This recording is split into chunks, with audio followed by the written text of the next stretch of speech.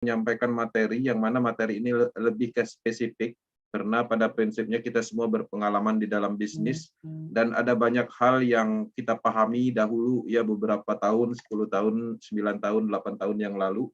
Kita mengenal suatu konsep bisnis pemasaran pada umumnya dan kita mengikuti itu dan itu sudah bisa dibilang menjadi mindset yang tertanam.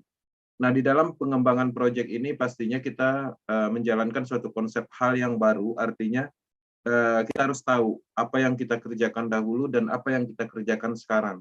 Nah, ketika teman-teman melihat perbedaan nyatanya secara detail, maka teman-teman bisa mengambil keputusan, ya, bagaimana cara strategi pengembangannya, bagaimana pola pemikirannya, dan hal-hal lain yang mendukung untuk pengembangan Metaforce ke depannya.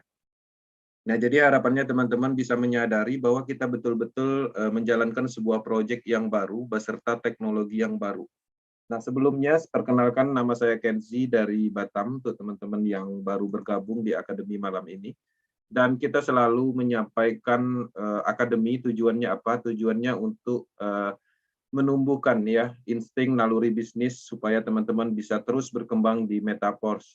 Kita membangun bisnis ini ya dari sekarang sudah 1 bulan lebih sedikit dan itu kita lakukan untuk selamanya, bukan untuk bisnis atau berhenti sesaat. Nah, ini adalah bisnis yang serius, bukan bisnis yang sifatnya spekulasi, hanya bermain-main dalam hal spekulasi atau bertaruh pada umumnya bisnis yang dulu kita pernah kerjakan di BO-BO. Ini adalah bisnis yang serius, sebuah proyek berskala global, yang mana program ini atau sistem ini sangat diterima di banyak negara. Ya, teman-teman, ini adalah bagian dari proyek berskala besar yang kita sudah ada di dalamnya, ya, sebelum diluncurkan bahkan. Karena pada prinsipnya Metaforce ini belum sepenuhnya diluncurkan. Oke, teman-teman di sini saya akan masuk langsung ke materi dan yang paling penting dari Akademi malam ini adalah ngobrol santainya, tanya jawabnya nanti setelah materi. Nah, itu yang paling penting karena kita ingin tahu ya seperti apa pemahamannya tentang Metaforce, kita saling berbagi, kemudian bagaimana juga kendalanya kita akan saling menutupi. Nah, harapannya ini terus berkelanjutan, kerjasama yang baik di Power Team adalah sebuah hal yang luar biasa karena kita ingin menciptakan tren. Jadi bukan berbicara tentang uang, tapi kita berbicara tren. Teman-teman, bisnis kalau sudah terjadi tren, itu sangat mudah dijalankan. Bahkan kita yang tergabung di Metaforce ini, itu akan dicari, bukan lagi mencari orang, tapi dicari. Nah, konsep itulah yang akan kita targetkan atau kita impikan dengan terus-menerus kita mengkampanyekan bisnis ini dan meningkatkan akademi-akademi untuk kebutuhan pengembangan Metaforce di Indonesia. Oke, saya akan masuk ke slide. Di sini saya akan setting minimize height.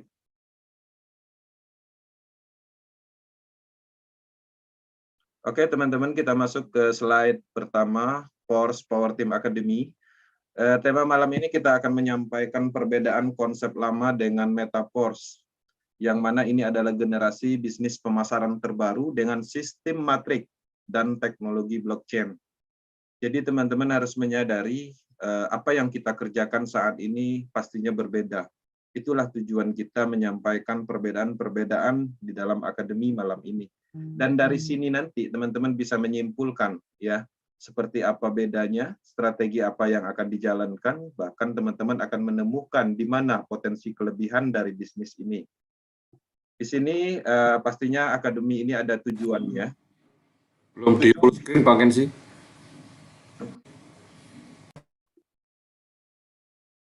Oke, Bang Aris. Belum mode slideshow, masih ada, oke, ada thumbnailnya. Oke, bisa diterima. Oke, sudah sip. Biar bisa di-capture teman-teman yang ada di channel YouTube sama di Zoom untuk disampaikan di grup. Oke, lanjut Bang. Oke, ya ini adalah tema kita malam ini di Akademi Power Team Indonesia. Teman-teman, kita lanjut ke tujuan akademi, karena apapun yang kita lakukan pasti ada tujuannya. Dengan adanya akademi malam ini, harapannya kita bisa menemukan kelebihan di dalam bisnis Metaforce, kenyamanan, keamanan, dan potensi di dalam bisnis pemasaran Metaverse Matrix System. Nah, dengan adanya akademi malam ini, teman-teman bisa melihat secara jelas ya perbedaannya jauh nantinya. Nah, di sini saya ingatkan kembali bahwa Metaverse ini targetnya adalah menjadi platform DeFi nomor 1 di dunia. Teman-teman, dengan pemasaran Matrix System pertama dunia, yang mana Matrix System ini itu adalah ditemukan sebuah sistemnya oleh Lado Oktanikov, orang Rusia. Ini merupakan desentralisasi sistem, tidak ada unsur sentral sedikit pun, dan Metaverse ini mempunyai roadmap yang cukup panjang, dan developnya sekarang ini baru nyampe di klasik, ya, baru di fase 2 ini. Setelah ini kita akan diluncurkan atau meluncurkan produk NFT, kemudian akan ada produk-produk lainnya, bahkan ada Matrix Post Matrix juga. Nah, tapi di sisi lain sumber uangnya yang kita dapat di masa pra-peluncuran ini adalah di pemasaran Matrix klasik, ya. Selain dari itu juga di masa pra-peluncuran ini kita juga mempersiapkan diri ya untuk mendapatkan produk ekosistem seperti SFC, ya, potensi uang dari SFC, potensi uang dari NFT. Kita sudah bersiap di mana kita melakukan pemasaran Matrix System. Matrix System itu berfungsi untuk mendapatkan produk blockchain yang ada di ekosistem Metaverse. Teman-teman, di sini saya ingatkan kembali bahwa Power Team Indonesia sudah meluncurkan 3 akademi, yang mana ketika teman-teman menguasai 3 akademi ini aja sebenarnya sebagai pembekalan pengembangan Metaverse sudah cukup baik. Ya, ada 5 pilar Metaverse yang menjadikan teknologi Metaverse sangat kuat, ya. Dan di situ juga penjelasan teknologi, sistem, matrik, dan lain-lain. Kemudian di akademi berikutnya juga kita ada menyampaikan ada akademi yang mana temanya adalah menemukan logika bisnis Metaverse untuk pemahaman pengembangan berkelanjutan. Nah, selain dari itu juga kita mendukung untuk strategi pengembangan atau apa yang harus dilakukan setelah bergabung di Metaverse. Nah, itu adalah akademi yang sudah kita rilis dan sekarang kita masuk ke akademi yang keempat. Teman-teman, di sini kita bisa melihat ya, pertama saya akan menjabarkan sebuah sistem yang ada di Metaverse dengan konsep bisnis yang dulu pernah kita kerjakan. Ya, saya yakin banyak sekali orang-orang yang mengerti tentang sistem network, sistem bisnis pemasaran. Tapi di sisi lain ada juga yang tidak mengerti dan itu akan kita standarkan. Di dalam konsep lama, kita bisa melihat sistem pada umumnya yaitu adalah sistem matahari, kemudian sistem binari, dan sistem trinari. Itu adalah sistem umum yang pada kenyataannya ada beberapa sistem yang dikembangkan kembali seperti bot binari dan lain-lain. Nah, tapi dasarnya dari bisnis pemasaran selama ini ada 3 ini. Ya, teman-teman bisa melihat bahwa konsep matahari, ya, ada titik tertujunya atau sifat bisnis atau sistem ini adalah berkelanjutan. Yang mana bisnis ini dikembangkan maka akan menciptakan keuntungan di atasnya. Keuntungan berupa apa yang didapat? Ya pastinya dari bonus-bonus yang dari kedalaman seperti bonus level. Kemudian untuk binary system itu biasanya development dan para founder itu mendapatkan keuntungan dari bonus pasangan atau bonus matching. Nah, dengan alasan itu juga biasanya konsep-konsep binary system itu diisi oleh investor awal di atasnya, bahkan di bawahnya ada beberapa founder dengan banyak ID, dan juga perusahaannya dengan banyak ID. Tujuannya apa? Tujuannya mereka ingin menjaring semua bonus yang ada di bawah, yaitu bonus pasangan atau bonus matching. Nah, di sini juga berlaku yang namanya sistem strategi power leg, tusuk sate, kemudian banyak ID. Nah, berlaku di sini karena pada prinsipnya murni ini adalah bisnis yang konsepnya terus-menerus berkelanjutan ke bawah. Nah, di dalam konsep binari itu akan terbentuk namanya pola piramida sistem yang dikenal dengan piramid, karena kita bisa melihat ada titik atas yang kecil dan kemudian melebar ke bawah terus berkelanjutan ke bawah. Sama konsep trinari juga seperti itu. Nah, teman-teman harus menyadari bahwa inilah konsep lama. Ya. Nah, sekarang kita bandingkan dengan matriks sistem yang ada di Metaverse. Kita hanya melihat ya matriks sesimpel ini. Ada matriks S6, ada matriks S3, yang mana pola pembacaannya bahwa matrik yang ada di S6 ini terdiri dari 2 baris dan terdiri 6 titik kosong aja. Jadi tidak ada berkelanjutan ke bawah. Sehingga pada saat recycle dia akan berputar. Ya. Nah, pada saat berputar itulah yang mana berpotensi ya terjadinya acak. Artinya tidak menutup kemungkinan kita yang bergabung 1 bulan yang lalu berada di bawah orang yang bergabung hari ini. Dan itu banyak terjadi. Karena apa? Karena konsep sistemnya tidak berkelanjutan.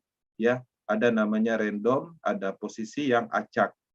Nah, kemudian ada namanya matrik S3, yang mana matrik S3 ini cara pemahamannya bahwa matrik yang kita beli, sistem bekerja, kita adalah pemasaran. Artinya ketika kita membeli program-program matrik ini, kita mempunyai hak untuk memasarkan kembali sesuai dengan level kosong atau titik kosong yang kita dapat. Semuanya mengandung unsur recycle, artinya tidak berkelanjutan, dan pada prinsipnya keadilannya ada di recycle-nya atau ada di matriknya. Nah, jadi sistem ini cukup adil dan tidak ditemukan potensi dari piramida sistem, yang mana piramida sistem itu akan berkelanjutan ke bawah seperti ini, bentuknya segitiga. Nah, kalau ini itu tidak akan ketemu, ya, dia akan acak dan tidak ada potensi menguntungkan orang di atas. Bahkan banyak kasus ada beberapa upline-nya yang bonusnya kecil, bahkan downline-nya yang lebih besar, dan itu sering terjadi di matrik. Nah, jadi sangat jauh secara sistem. Kemudian kita masuk ke teknologi, ya. Nah, di sini ada data teknologi tentang konsep lama dan metaverse. Teman-teman harus menyadari kita masuk sekarang ini di dalam sebuah bisnis yang sudah menggunakan teknologi blockchain, yang mana kita melihat ya konsep lama itu adalah central data atau ada server tertarget. Sehingga kelemahan dari bisnis ini adalah gampang dikuasai oleh yurisdikasi atau kekuasaan tertentu, diambil alih bahkan dimatikan. Ya, ini rentan dengan serangan kompetitor atau hack, ya, atau mungkin ada masalah perizinan, ini gampang diambil alih oleh pemerintah untuk dimatikan atau dimusnahkan sistemnya sehingga sistemnya berhenti. Nah, kita melihat bahwa metaverse sudah menggunakan sistem desentral yang mana datanya itu menyebar, yang mana tidak ada target ya yang bisa ditargetkan untuk mengambil alih sistem dari metaverse ini, karena sifat dari blockchain ini adalah datanya terdistribusi kepada seluruh ledger yang ada di jaringan blockchain. Jadi semua pihak terhubung dalam jaringan, jadi semuanya itu terakses secara koneksi peer-to-peer atau langsung. Jadi tidak bisa ditargetkan dalam hal untuk dimatikan, misalnya ada sekelompok hacker yang menargetkan sistem metaverse untuk dimusnahkan, itu sangat tidak memungkinkan sekali, karena dia harus menguasai minimum 51% ya validator komputer seluruh dunia. Jadi itu sangat mustahil. Ya. Bahkan pemerintah pun tidak bisa menghentikan sistem yang sudah berjalan di metaverse, yaitu matriks sistem yang ada di jaringan Polygon. Karena apa? Ya karena datanya menyebar. Karena datanya ada di komputer banyak komputer di dunia. Jadi dia ada di jaringan internet. Nah, jadi ini adalah salah satu yang bisa kita andalkan bahwa kita sangat aman di dalam bisnis ini secara sistem. Artinya kelemahan selama ini sistemnya berhenti, sistemnya maintenance, sistemnya tidak bisa diakses, dan apapun itu yang pada prinsipnya sering kita temukan di metaverse tidak akan pernah terjadi karena sudah menggunakan teknologi blockchain sebagai komponen datanya atau komponen sistemnya. Kemudian di sini juga teman-teman bisa melihat ya alat transaksi. Pastinya sangat jauh berbeda dengan di metaverse. Kalau biasanya kita menjalankan suatu konsep lama di bisnis dahulu itu menggunakan uang fiat, ya. Jadi kita mentransfer sejumlah uang, kemudian uang tersebut nantinya kita akan mendapatkan bonus dari uang tersebut. Dan artinya di situ pastinya terjadi proses pihak ketiga, artinya bantuan dari perbankan, yang mana uang fiat ini adalah kontrol sentralnya ada di perbankan, dan biasanya kita bermain di bisnis-bisnis sebelumnya itu adalah menggunakan uang ini, uang rupiah atau mungkin uang dolar, ya. Nah, jika bisnisnya berskala global biasanya dolar. Kalau bisnisnya lokal biasanya uang rupiah. Nah, ada banyak contoh transaksi yang ada di bisnis pemasaran konsep lama menggunakan uang rupiah, misalnya pemasaran MLM, atau mungkin produk investasi, menyetor sejumlah dana, itu biasanya menggunakan uang fiat.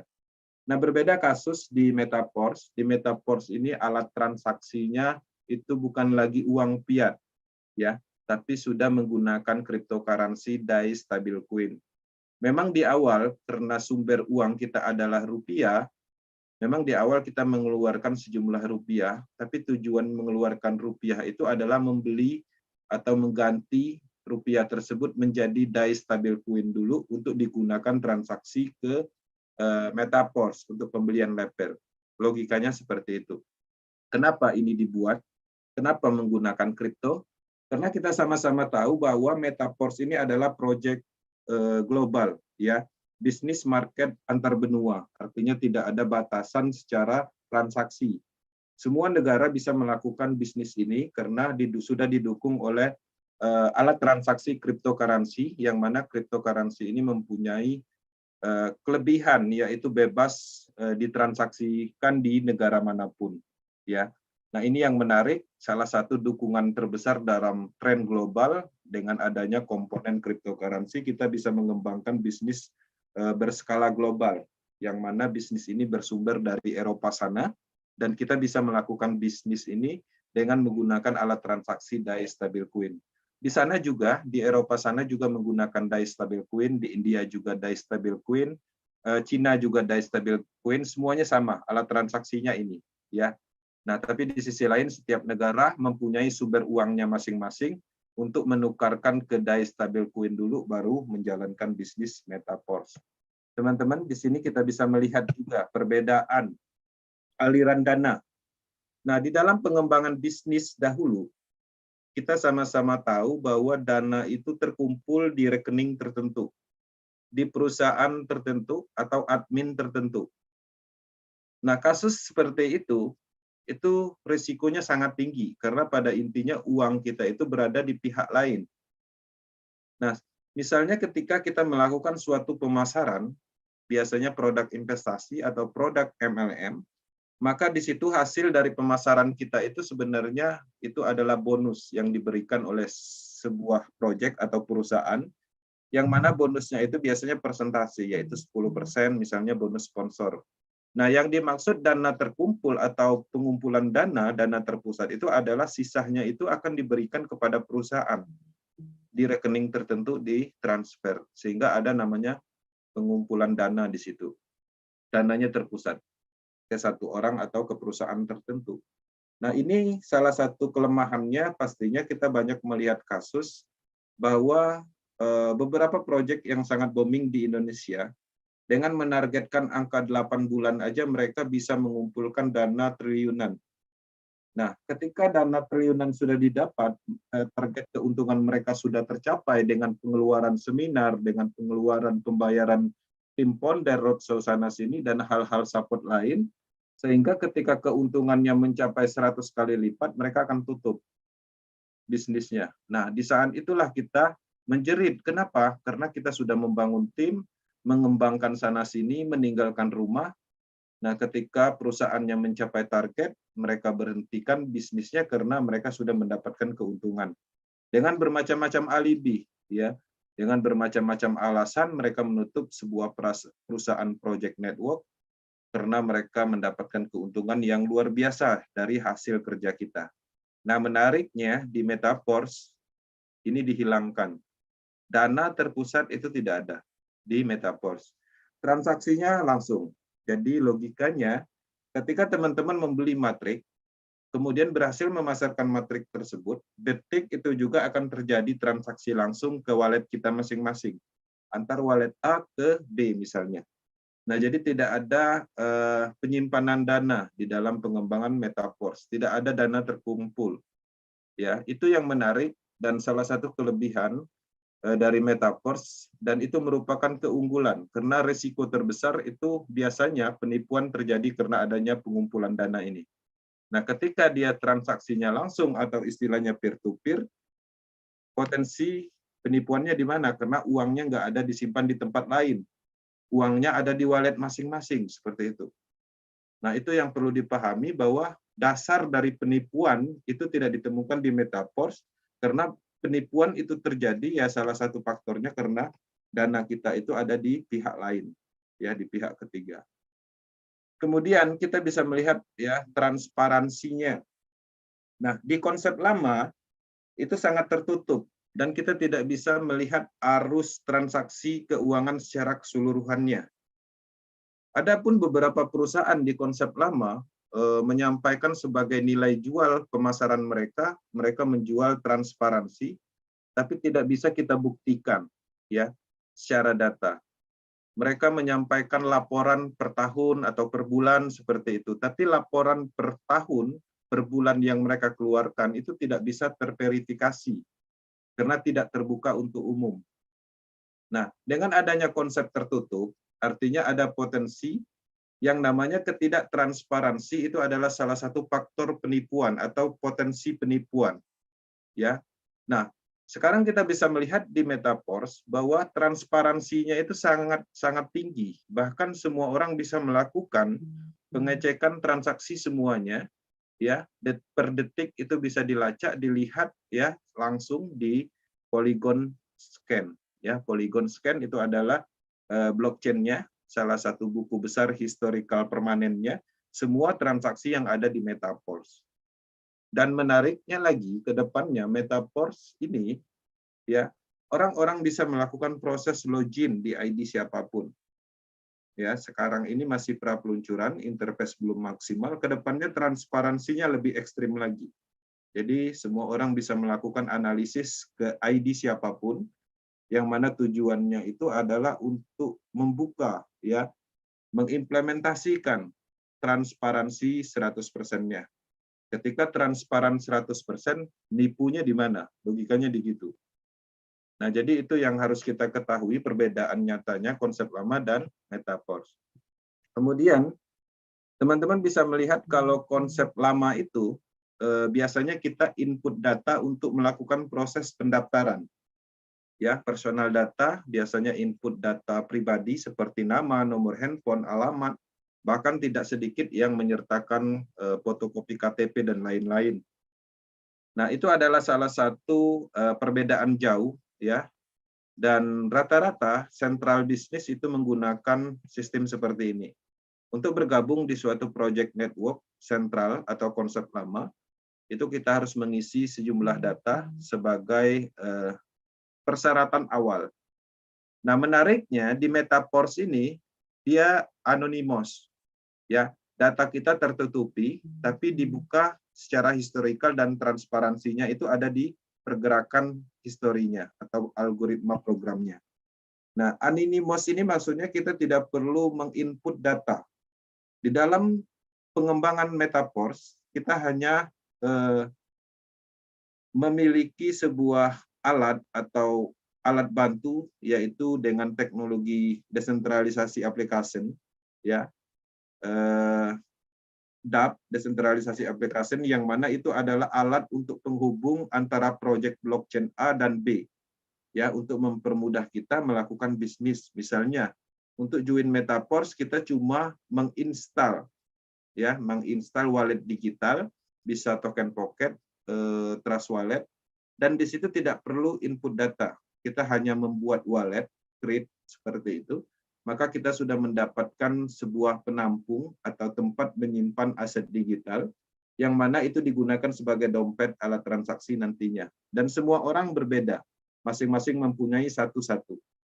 Dan di dalam pembelian level matrik atau pendaftaran di Metaverse juga tidak ada input data. Kita hanya mengkoneksi ya matriks sistem yang ada di smart contract Polygon dengan wallet kita supaya terhubung dan melakukan transaksi pembelian dengan metode algoritma program secara otomatis, maka kita akan mendapatkan level program.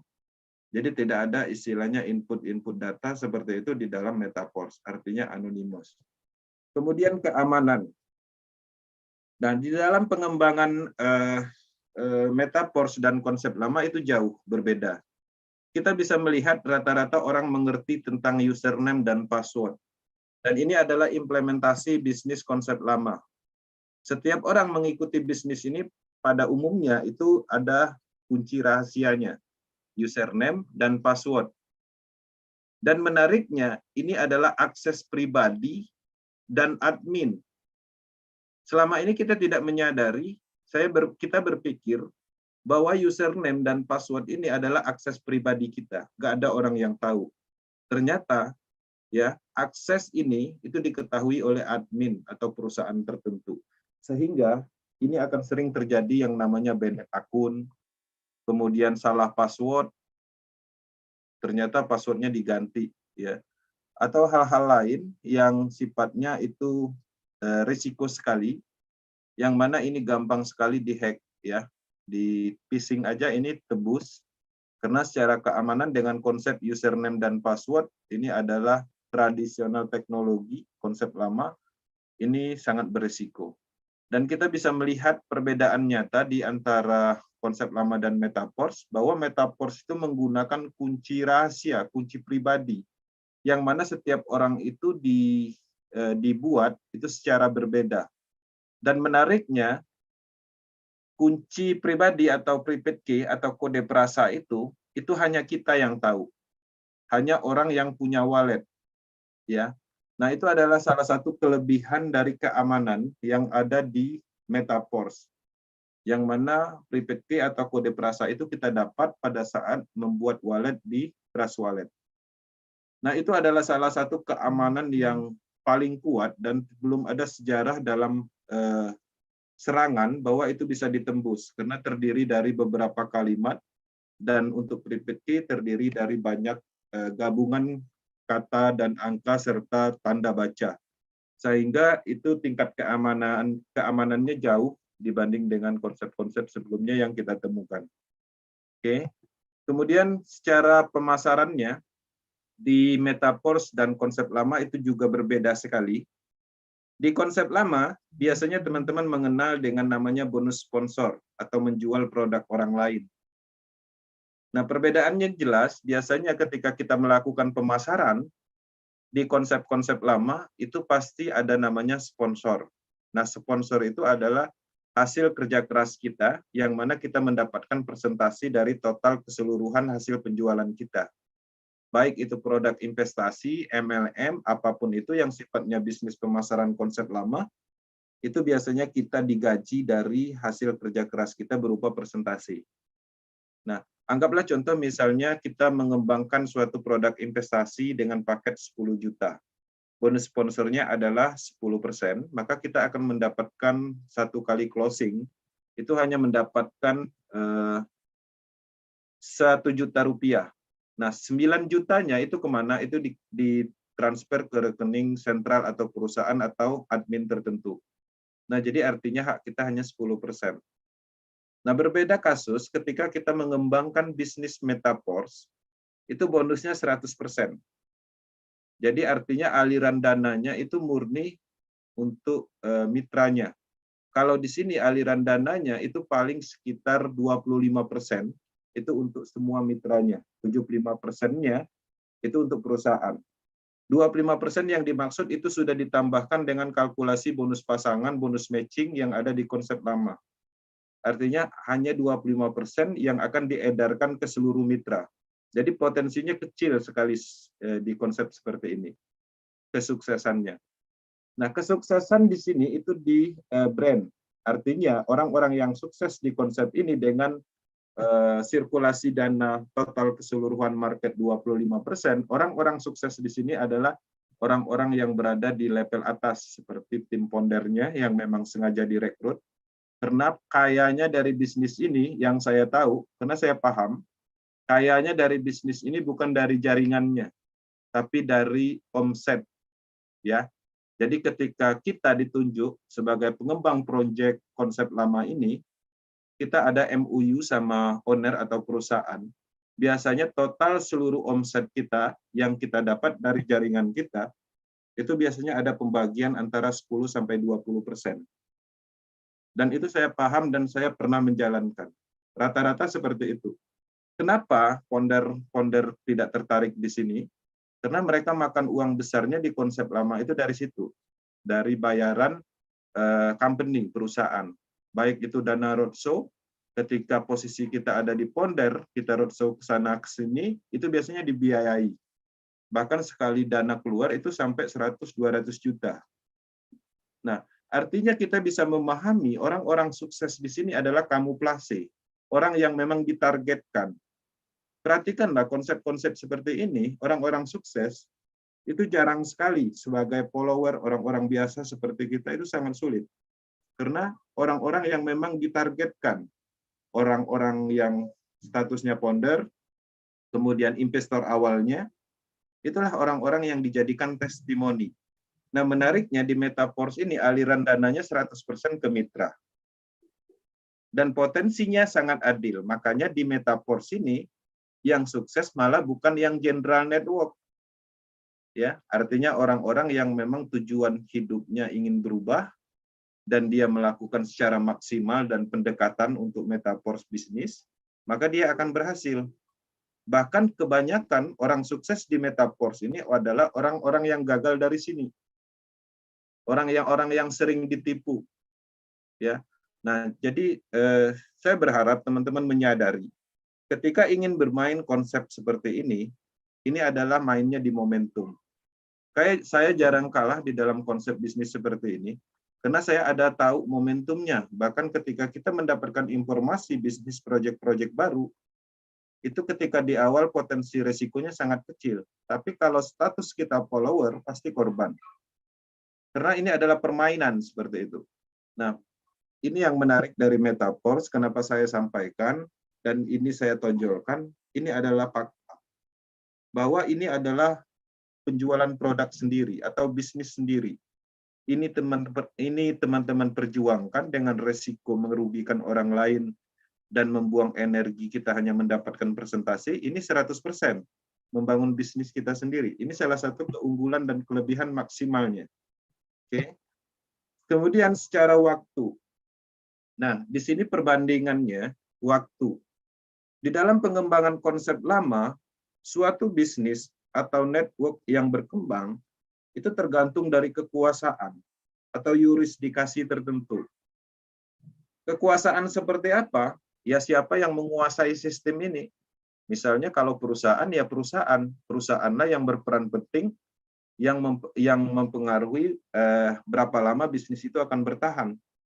Kalau mereka mau tutup hari ini, ya kita tidak bisa berbuat apa-apa lagi. Nah, kemudian ada faktor lain mungkin dari pemerintah juga. Ketika pemerintah melihat secara ekonomi mengancam perekonomian di suatu konsep bisnis pemasaran atau network, mereka akan ambil alih sistemnya dan dimatikan. Nah, artinya umur dari perusahaan konsep-konsep lama yang seperti ini itu ada di tangan kekuasaan. Jadi tidak ada kebebasan di dalam sistem bisnis ini. Ya. Nah, berbeda kasus Metaforce. Metaforce ini menariknya selama internet ada. Karena secara kekuatan teknologi sampai saat ini bisa diandalkan. Karena ketika program Metaforce sudah berada di jaringan Polygon, itu tidak bisa diambil alih atau dikuasai. Bahkan si Lado Oktanikov pun tidak bisa mengontrol kembali atau mengsetting kembali ketika smart contract itu sudah diluncurkan. Dan dia akan selalu ada di dalam jaringan internet atau jaringan blockchain Polygon. Nah, jadi tidak ada tergantung siapapun. Nah, kita melihat kasus-kasus yang terjadi di Porses, itu adalah bagian dari penanaman matriks sistem sebelumnya.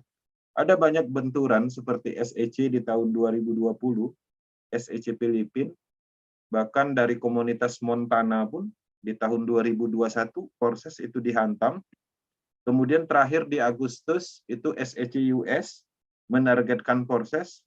Nah, pertanyaannya apakah Porses sekarang ditutup? Enggak. Nah, itu adalah salah satu pembuktian nyata fakta bahwa sifat dari desentralisasi ini tidak dipengaruhi dari sentral. Karena SEC itu sendiri adalah yurisdikasi atau kekuasaan. Ada efeknya itu paling ke market. Beberapa orang tidak mengerti tentang desentralisasi dengan adanya yurisdikasi tertentu, sekelas SEC, mereka khawatir.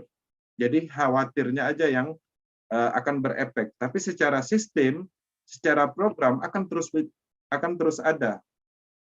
Nah, seperti kasus di matrik sebelumnya, ada beberapa rilis dari OJK pun tentang konsep matrik itu sendiri, proses. Tapi apakah itu berhenti? Enggak juga. Karena itu adalah salah satu apa yang kita sampaikan di awal bahwa bisnis ini anti scam, ya, tahan benturan. Dan ketika ada rilis-rilis seperti itu, ya kita lihat aja. Apakah memang bisa dimatikan? Ya paling mereka sekedar menyarankan. Karena ada namanya persaingan. Karena desentralisasi ini adalah kebebasan. Ya, desentralisasi ini adalah salah satu hal yang ditakutkan oleh sentral, baik itu perbankan dan hal-hal lain, yang mana ketika desentralisasi ini dipahami banyak orang, maka sumber income secara potensi yang didapat dari perusahaan-perusahaan sifatnya sentral itu sangat sedikit nantinya. Ada beberapa kasus yang sekarang ini mulai menipis pendapatan dari transfer keuangan ke luar negeri. Dengan adanya teknologi blockchain, sehingga dana yang masuk dari admin atau pajak proses transfer dana dari dalam ke luar negeri itu sangat sedikit. Berbeda kasus sebelum ada namanya cryptocurrency. Nah, itu adalah salah satu hal yang ditakutkan oleh sentral, sehingga bagaimanapun caranya, ini akan terjadi pertentangan terus-menerus. Nah, bagaimana kita menyikapinya? Ya pastinya ketika kita memahami teknologinya, itu bukan suatu hal yang masalah. Itu sudah menjadi kebiasaan antara sentral dan desentralisasi. Seperti itu. Nah, kemudian kita bisa melihat di sini konsep lama dan metaverse. Kita berbicara tentang produknya. Kalau di konsep lama kita mengenal yang namanya investasi. Jadi ada sebuah investasi yang mana sebenarnya investasi itu adalah produk dari bisnisnya. Nah, banyak orang yang menyalahartikan, ya, mereka melihat bahwa investasi itu adalah bisnis. Sebenarnya bukan. Investasi itu sebenarnya adalah produknya. Bisnisnya adalah sistem pemasarannya. Kenapa produk investasi diminati? Karena semua orang suka uang. Ya, jadi dijanjikan 1%, 2%, mereka sangat tertarik, bahkan mereka tidak menanyakan detailnya uangnya didapat dari mana. Nah, itu sering terjadi penipuan di produk-produk investasi, karena saya dari 10 tahun pengalaman saya di bisnis BO, itu saya satu pun tidak menemukan bisnis investasi yang ada di pemasaran, itu benar-benar uangnya itu dikelola dengan baik di real project, ya, entah itu presentasinya kecil atau besar sama aja, hanya kamuflase. Bahkan saya pernah menemukan kasus, ya, sebuah project investasi dengan company building besar, sudah berdiri perusahaannya selama 15 tahun, dan pada saat itu kita yakini bahwa bisnis ini memang kuat secara legalitas, dan ternyata scam juga. Setelah kita analisis, kita telusuri, ternyata perusahaan itu rupanya bangkrut. Ya, ketika perusahaan itu mau bangkrut, daripada nggak ada income sama sekali, ya, legalitas atau gedung tersebut dijual sama project network. Nah, dari project network atau bisnis pemasaran, tim pemasaran mengelola kembali, mereka membuka sistem investasi dengan menjual gedungnya tadi, legalitasnya tadi, seperti itu. Nah, itu hal-hal seperti itu ekstrim, ya.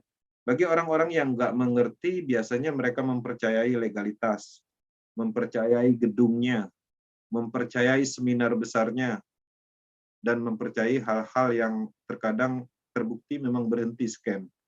Nah, itu adalah contoh kasus atau cerita dari produk investasi. Nah, kemudian ada juga namanya produk nyata seperti obat-obatan, kemudian alat-alat rumah atau alat-alat dapur seperti itu ada. Ya, produk-produk umum seperti itu ada di konsep lama. Nah, itu biasanya dikenal dengan MLM. MLM itu lebih ke produk. MLM itu adalah multi level marketing, itu adalah strategi pemasaran untuk sebuah produk baru. Ya, banyak sekali MLM itu konsep yang dijalankan dari dulu itu sebenarnya benar. Tapi dengan adanya pikiran orang-orang yang sifatnya serakah ingin mengambil uang dari dana masyarakat, mereka mulai merusak MLM. Dengan cara apa? Mereka dengan cara membuat produk-produk yang tidak ada kualitasnya dijual harga mahal.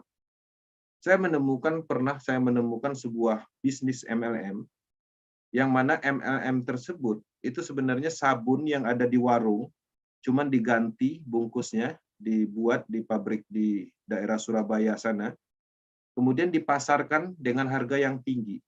Padahal itu sabun biasa loh, sabun mandi. Nah, fungsi dari sabun tersebut di markup untuk pemutih lah, untuk menghilangkan jerawat dan segala macam. Bahkan bisa ditestimoni. Nah, sebenarnya dasar dari modal bisnis tersebut, satu biji sabun itu harganya cuma Rp1.000. Nah, di MLM dijual sampai 250.000. Berapa keuntungan yang di markup, berapa nilai yang di markup? Nah, itu adalah salah satu penipuan yang terjadi di MLM produk. Tapi tidak semua, hanya beberapa. Ciri-cirinya apa? Ciri-cirinya biasanya dia hanya mengeluarkan beberapa produk aja. Ya, misalnya dia hanya mengeluarkan produk pemutih, sejenis obat-obatan A dan B misalnya. Tapi kalau MLM yang sebuah perusahaan yang mempunyai banyak produk dan terus berkembang, itu bisa diandalkan dan itu pasti bertahan lama. Oke. Nah, kemudian kita kembali ke Metaverse. Metaverse ini produknya adalah digital blockchain, ekosistem yang ada di blockchain teknologi. Di sini itu ada namanya matrix system. Ya, matrix system itu semua itu sebenarnya adalah produknya. Kenapa dibilang produk? Karena ketika kita membeli level matrix, itu kontrol penuhnya ada di kita.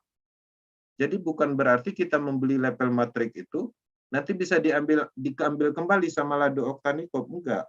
Sama seperti kita membeli suatu alat, kalau teman-teman membeli misalnya piring, ya 1 lusin, nanti setelah bayar itu dibawa pulang. Sampai di rumah mau dipecahin itu terserah. Nah, konsep yang ada di Metaverse ini itu memenuhi standar itu. Teman-teman membeli matrix, setelah membeli terserah mau diapakan, mau dipasarkan kembali, mau didiamkan, atau mau dibuang lagi, prepaid key-nya ya terserah. Nah, sepenuhnya itu adalah kuasa kita. Jadi tidak ada sifat membeli, tapi sistemnya bisa diambil alih seperti itu. Nah, berbeda kasus pada sistem-sistem sebelumnya. Kita membeli paket sebuah sistem, tapi setelah itu kita tidak bisa akses. Nah, itu tidak layak dijadikan produk. Nah, kalau di Metaverse, produk-produk yang akan diluncurkan itu semuanya adalah digital aset. Yang mana nanti ada Force-Queen, ada NFT, ya. Semuanya itu adalah bagian dari produk ekosistem. Artinya produknya ada di Metaverse. Yang sekarang kita transaksikan pastinya adalah matrix level, pemasaran matrix system. Perbedaannya seperti itu. Nah, banyak sekali teman-teman di Indonesia melihat Metaverse ini nggak ada produknya. Karena pada prinsipnya orang memahami produk itu adalah nyata, bisa disentuh dan bisa dipegang, bisa diangkat seperti itu. Nah, jadi di dalam produk itu sendiri sekarang era digital. Ada beberapa produk yang bisa kita lihat seperti program-program Photoshop itu adalah produk dan itu tidak bisa kita sentuh. Pulsa juga produk, ada nilainya, ada transaksinya, tapi nggak bisa kita sentuh. Nah, logika produk terkadang itu mereka tidak bisa melihat atau tidak bisa menerima karena orang tahunya produk itu adalah hal yang nyata. Nah, ini berbeda karena ini adalah digital, tren digital. Jadi teman-teman harus memahami bahwa produk itu bukan hanya ada di dunia nyata, tapi juga ada di internet, ada digital. Nah, itu yang harus dipahami. Oke. Nah, di sini ada kontrol ya. Jadi di dalam konsep lama dan metaverse itu ada perbedaan. Di konsep lama itu masih ada namanya admin atau owner, yang mana dia ini adalah penguasa dari sistem itu sendiri. Kalau ada project A kita jalankan, ada admin atau ada ownernya, dialah yang pegang kendali bisnis kita. Dia mau matikan, dia mau apakan, dia bisa semua. Nah, kalau di Metaverse itu tidak ada seperti itu. Jadi di sini tidak ada admin atau ownernya. Semuanya berjalan sendiri, sistem itu sudah dijalankan oleh algoritma teknologi blockchain. Jadi tidak ada admin, ya. Nah, jadi menariknya di situ. Karena kita sama-sama tahu penyebab atau sumber dari masalah itu sebenarnya di orangnya, ya. Ketika konsep lama ini berkembang, kemudian ada orangnya, ada ownernya, ya, ownernya inilah yang terkadang bikin masalah, ya. Mereka melarikan diri, melarikan uang seperti itu. Kemudian memang sengaja mereka menargetkan untuk menipu orang banyak. Nah, karena apa? Karena mereka ada dana yang terkumpul dan mereka mengontrol semua sistemnya. Bahkan menariknya dulu ada banyak kasus, kita mengembangkan proyeknya mereka, ketika kita berhasil, bonusnya kita kumpulin, tahu-tahu akun kita di-ban, ya tidak bisa diakses, tanpa alasan. Nah, alasan satu-satunya ya karena bonusnya sudah terlalu banyak, nggak sanggup bayar sehingga dimatikan. Nah, hal-hal seperti itu pastinya tidak akan pernah ditemukan di Metaverse, karena bisnisnya sepenuhnya adalah kuasa atau kontrol penuhnya kita. Dan tidak ada potensi dari masalah-masalah yang muncul dari orang-orang seperti ini. Dari owner atau dari admin yang selama ini ditemukan. Oke. Kemudian sistemnya berjalan proses withdraw-nya atau pencairannya. Nah, di dalam bisnis konsep lama, itu biasanya ada namanya proses withdraw, ya. Jadi teman-teman di Metaverse itu tidak ada istilahnya withdraw. Bonus yang kita dapat ketika kita membeli matriknya menghasilkan bonus atau terjadi pemasaran, maka detik itu juga kita akan mendapatkan bonus langsung masuk ke wallet pribadi masing-masing di handphone masing-masing. Jadi tidak perlu lagi namanya mengumpulkan dananya terkumpul di akun, kemudian kita lakukan proses withdraw, nggak seperti itu.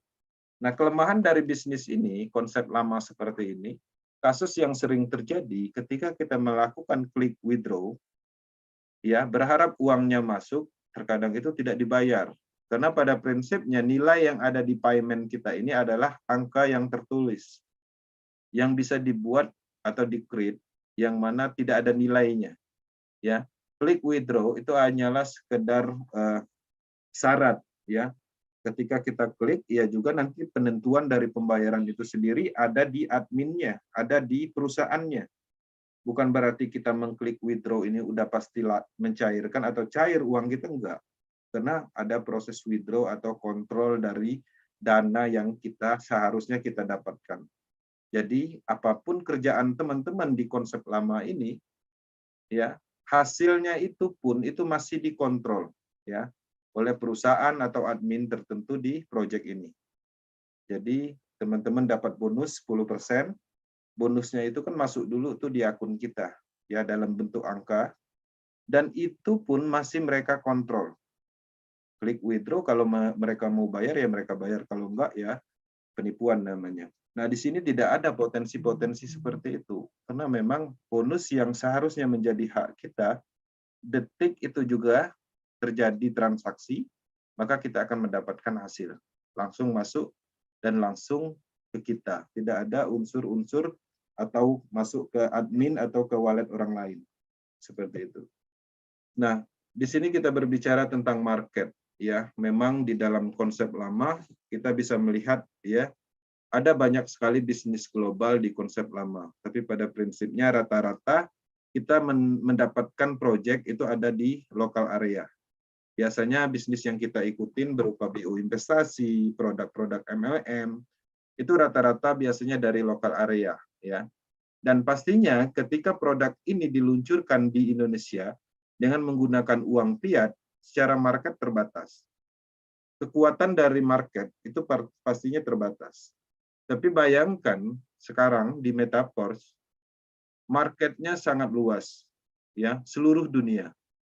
Ya, artinya kita bisa melihat kekuatan nyata perbandingan bahwa sekarang kita masuk ke bisnis yang luar biasa. Metaverse itu diterima di banyak negara dan sangat cepat berkembang. Dalam waktu 1 bulan itu ratusan ribu orang bergabung. Padahal ini baru pra peluncuran.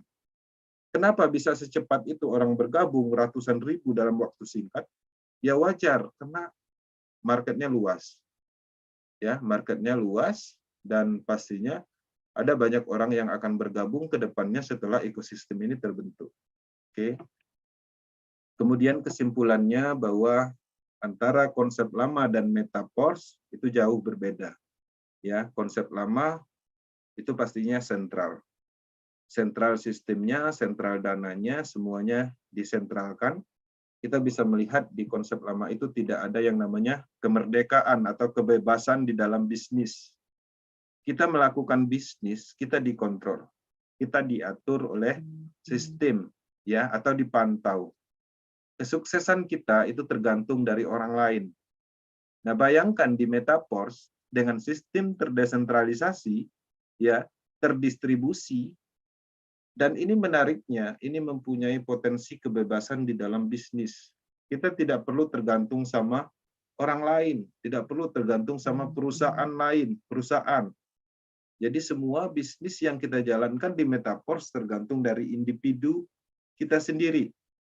Ya, kita bebas di dalam pengembangan bisnis. Kita tidak ada memberikan dana ke perusahaan, ataupun kita tidak ada proses withdraw atau pengumpulan dananya. Semua dana ada di wallet masing-masing. Nah, desentralisasi adalah kebebasan dalam bisnis pemasaran yang mana baru kita temukan di tahun-tahun ini. Kalau dulu semua bisnis yang kita jalankan pada prinsipnya itu sepenuhnya tergantung dari perusahaan atau orang lain. Ini yang menarik, bahwa perbedaan antara sentral dan desentral itu jauh berbeda. Nah, ketika teman-teman masuk di dalam bisnis, pemahaman-pemahaman konsep lama artinya harus mulai dihilangkan. Ya, seperti nanya tentang pencairannya, withdrawnya kayak mana, deposit. Hal-hal seperti itu adalah ada di konsep lama. Di sini tidak ada deposit, ya, tidak ada proses investasi. Ada yang nanya sudah bergabung 5 level, 1 bulan dapat berapa gitu. Nah, logikanya sudah nggak masuk karena itu adalah pola konsep lama yang bisa disampaikan kalimat seperti itu. Sehingga ketika kita memahami Metaverse dengan sistem perbedaan yang tadi, pertanyaan-pertanyaan seperti itu terasa lucu gitu. Terkesannya sangat tidak seharusnya disampaikan atau ditanyakan. Nah, itulah harapannya dari materi malam ini, teman-teman bisa melihat perbedaan jauh antara konsep-konsep yang dulu teman-teman pernah kerjakan dengan sekarang ada di Metaverse. Oke. Mulai update informasi bisnis Metaverse dengan teman media sosial, teman sekolah, saudara, dan lain-lain tentang perbedaan dan kelebihan Metaverse. Ciptakan peluang dan buat tren untuk Indonesia. Nah, dengan pola seperti ini, teman-teman pastinya sudah bisa ya mendapatkan informasi sebagai bahan cerita bahwa ketika kita mengenalkan Metaverse, ada orang berbicara ini adalah Ponzi, kita sudah bisa menyampaikan tidak ditemukan ciri-ciri Ponzi. Ponzi pada prinsipnya ada pengumpulan dananya. Sistem yang digunakan biasanya matahari dan binari. Biasanya dikontrol oleh sentral tertentu. Nah, jadi uang yang kita dapat itu hasil dari atau uang orang yang baru bergabung. Nah, itu adalah ciri-ciri Ponzi yang mana tidak ditemukan di Metaverse. Kenapa? Di Metaverse ini adalah transaksi langsung. Kita membeli produk berupa matrik, kita jual kembali, ya kita dapat untung. Seperti itu. Seperti pada umumnya transaksi jual-beli, ya, melakukan pemasaran pada umumnya. Cuman ini dibantu oleh teknologi, dibantu oleh algoritma blockchain, sehingga terjadi otomatis produknya juga digital, kemudian alat transaksi atau alat bisnisnya juga dalam bentuk digital. Oke, teman-teman. Jadi lakukan bisnis pemasaran ini setiap hari dan komitmen, konsisten dan fokus. Bisnis ini adalah bisnis yang perlu pendekatan karena kita sedang mengerjakan bisnis baru yang mana kita harus menyampaikan informasi perbedaannya dulu, kita harus menyampaikan tentang kelebihan teknologinya dulu, sehingga dari situ orang tertarik. Orang nggak tertarik dengan bonus 100%, itu kebanyakan seperti itu. Orang tertarik dengan solusi bisnis. Ya, ketika teman-teman selama ini sudah berkali-kali menjalankan bisnis dan belum pernah berhasil, ditipu terus, scam terus, ini mungkin menjadi solusi untuk dijalankan. Nah, jadi harapannya lebih ke menciptakan peluang, ya, menyampaikan sebuah kelebihan antara perbedaan yang dulu dengan yang sekarang kita jalankan di Metaverse. Karena kenapa? Karena orang udah capek berbisnis pemasaran. Orang sering ditipu di bisnis pemasaran. Orang banyak yang gagal di bisnis pemasaran karena kegagalan dan penipuan itu terjadi karena faktor sentral. Sedangkan di Metaverse tidak ada potensi penipuannya seperti yang terjadi di bisnis sebelumnya. Oke, teman-teman. Power Team Indonesia akan selalu mendukung perkembangan Metaverse di Indonesia. Ya, teman-teman bisa mengakses informasi tentang akademi dan apapun itu di YouTube channel pribadi saya, yaitu Metaverse Power Team Indonesia. Kemudian ada channel Power Team untuk umum juga di YouTube, dan ada channel Telegram juga. Kemudian ada WhatsApp Group sebagai media menyampaikan informasi dan tanya jawab. Kemudian ada tim leader juga yang tersebar di seluruh Indonesia. Kemudian kita juga mempunyai grup publik di Facebook dengan anggota 10.000. Nah, dengan harapan ini adalah saluran pemasarannya Power Team, tempat kita menyampaikan informasi, tempat kita mengkampanyekan bisnis ini, dan selain dari itu kita bisa menggunakan media-media lain bebas, baik offline ataupun online. Oke, teman-teman, itu hanyalah sekedar informasi yang perlu saya sampaikan, karena saya menyadari di awal pengembangan bisnis terdesentralisasi, saya juga mengalami kegagalan pemahaman. Saya menjalankan pola-pola strategi sentral bisnis. Contohnya saya juga pernah mengimplementasikan mendaftarkan banyak ID di proses Ethereum. Saya juga pernah menjalankan sistem tusuk sate dan gagal. Saya juga banyak menjalankan hal-hal lain. Saya juga pernah mensupport tim leader atau membentuk tim founder di proses Ethereum dan gagal. Saya simpulkan, semua strategi yang diandalkan di central business itu adalah kesalahan di Metaverse. Oke. Harapannya dengan saya menyampaikan perbedaan jauh ini, teman-teman bisa ya menumbuhkan insting naluri bisnis apa yang harus dilakukan untuk pengembangan bisnis ini. Teman-teman bisa berproses untuk mengkampanyekan bisnis ini. Lebih dan kurang saya mohon maaf, murni ini adalah untuk kebaikan, untuk manfaat orang banyak, supaya kita bisa menjalankan bisnis ini dengan baik. Saya kembalikan ke moderator untuk sesi tanya jawab. Terima kasih. Oke, terima kasih Bang Hensi atas presentasinya. Di situ kita tadi bisa melihat banyaknya hal-hal poin sales di Metaverse dibandingkan bisnis sebelumnya. Poin-poin tadi bisa dikatakan poin yang sangat akurat, sangat mudah dicerna, mudah dipahami, dari baik sistem kerjanya, kemudian bonusnya, sistem cara manajemennya, semua bisa kita tahu dari penjelasan dan materi Pak Hensi. Jadi kalau nanti ada teman-teman yang berdiskusi dengan orang-orang yang sudah menjalankan bisnis network marketing dengan sistem terpusat, itu materinya.